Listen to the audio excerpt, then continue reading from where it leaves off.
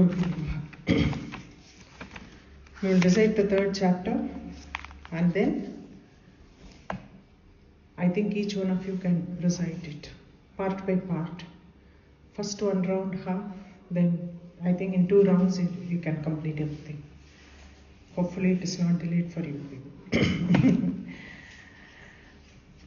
Trutiyodhyayah Dhyanam Om Udyadbanu Sahasrakanti Marunakshawmam Shiromalikam Raktaliptapayodharam Japavatim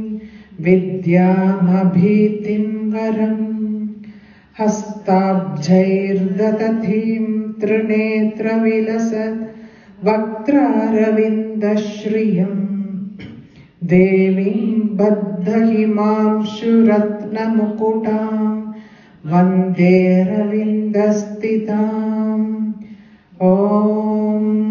Rushiruvacha Nihanyamanam Tatsainyam Avalokya Mahasuraha Senani Chikshurakopat Yayau Yoddhumathambikam Sadhevim Sharavarshena Vavarsha Samare Suraha Yatame Rugire Shrungam Toya Varshena Toyadaha Tasya Chitva Tatho Devi Leelayaiva Sharotkaram Jaganaturagan Banair Yantaram Chaiva Vajinam Chichedachadanusadhyo Dvajam Chati Samuchitham Vivyada Chaiva Ghatreshu Chinna Dhanvanamashugaihi Sachinna Dhanva Virato Hatashvo Hatasaratihi Abhyadhavadatam Devim Khadga Charmadharo Suraha Simha Mahatya Khadghena Tekshna Dharena Murdhani Ajaghama Bhuje Savye Devi Mapyadivegavan Tasya Khadgho Bhujam Prapya Pafala Nrupanandana Tato Jagraha Shulam Sa Khobhadarunalochanaha Chikshepachatadastattu Bhadrakalya Mahasuraha Jajvalyamanam Tejobi Ravibimbamivambarad Drishtva tathavatacchulam Devi Shulamamunchata Tacchulam Shatadhatena Netam Sacha Mahasuraha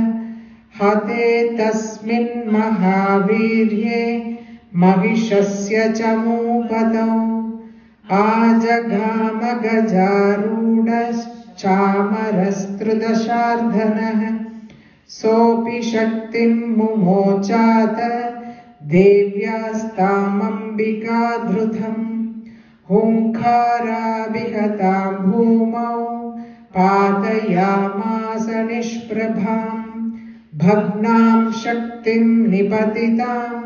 Drushtva Krodha Samanvidaha Chikshepacchamarashulam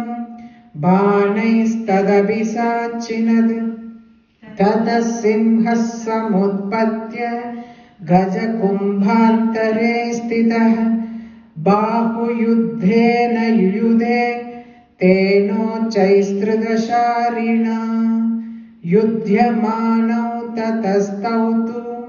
Tasman nagan mahim ghadau Piyudadedi samrabdhau Praharairadi-dharunaihi Tato vegat kamutpatya Nipatya cha mrgarina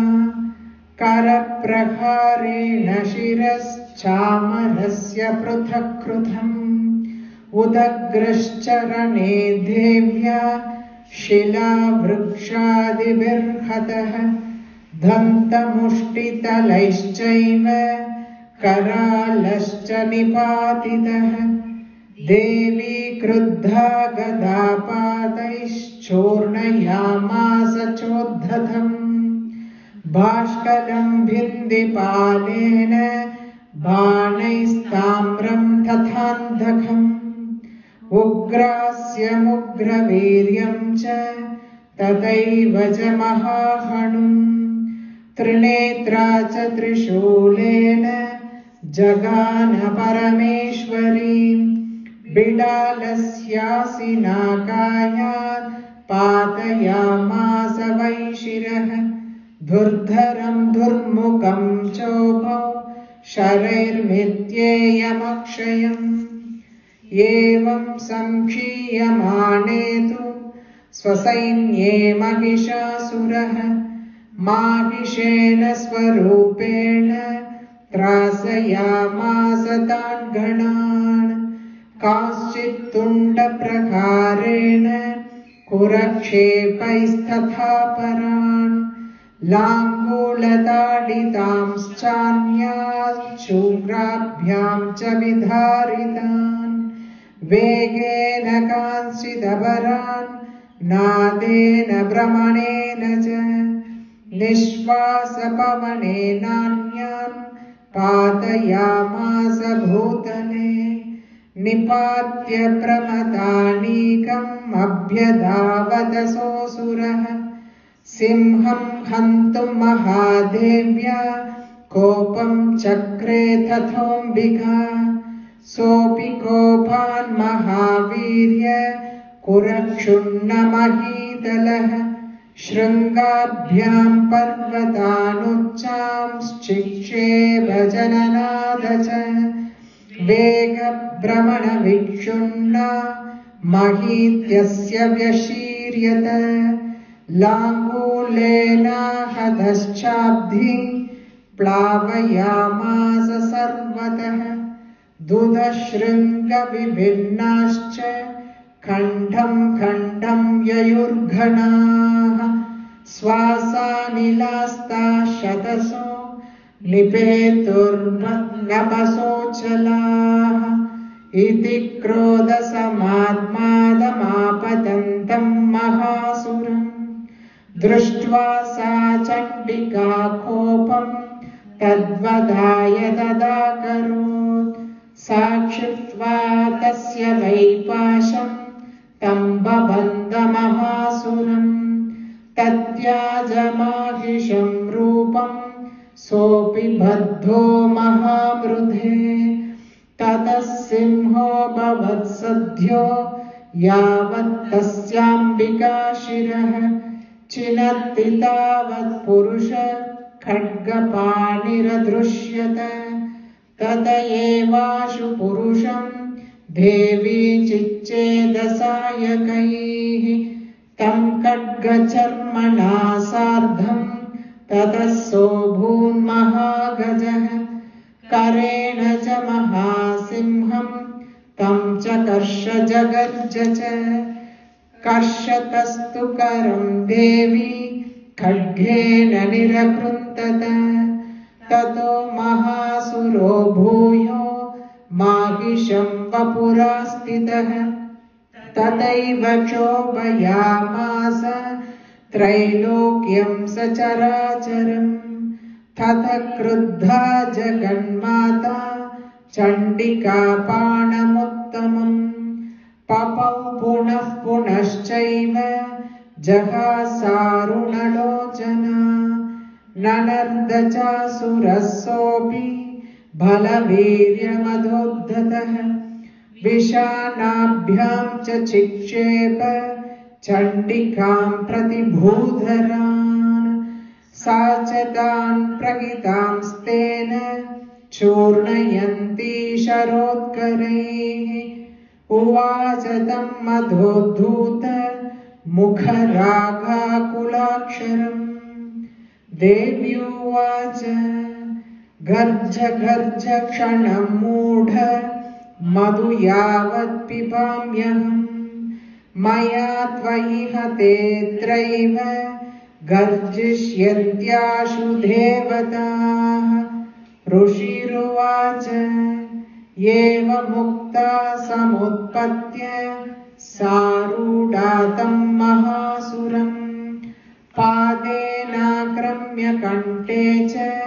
शूलेनैनमताडयत्। ततः सोऽपि पदाक्रान्तस्तया निजमुखात्ततः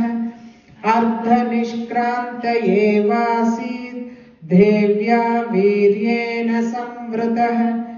अर्धनिष्क्रान्त एवासौ युध्यमानो महासुरः तया महासिना देव्या शिरश्चित्वा निपातितः। तया महासिना देव्या शिरश्चित्वा निपातितः। ततो हाहाकृतं सर्वं दैत्यसैन्यं ननाशदत्। प्रहर्षं च परं जग्मुः सकला देवतागणाः। तुष्टुस्तां सुरा देवीं सह दिव्यैर्महर्षिभिः।